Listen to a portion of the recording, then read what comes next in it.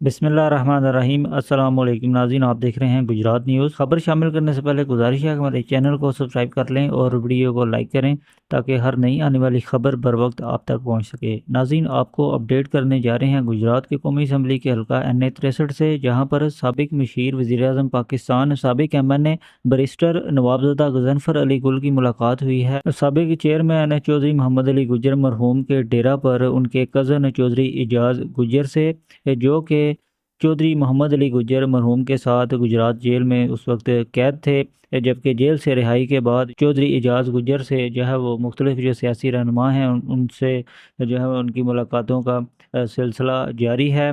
और मुख्तलिफ जो रहनुमा हैं वो डेरा चौधरी मोहम्मद अली गुज्जर हाजी वाला पर जो है वो वक्तन फ़वक्तन जो है वो पहुँच रहे हैं और उनसे मुलाकातें जो हैं वो कर रहे हैं। नवाबज़ादा गज़नफ़र अली गुल जो है वहाँ पर पहुँचते हैं और उन्हें जेल से रिहाई पर मुबारकबाद देते हैं। चौधरी एजाज़ गुज्जर जो कि कज़न हैं चौधरी मोहम्मद अली गुज्जर हाजी वाला के, उनसे उनकी मुलाकात हुई है। ये है नाज़रीन एक मुख्तसर सी अपडेट। अगली वीडियो तक के लिए दीजिए इजाज़त।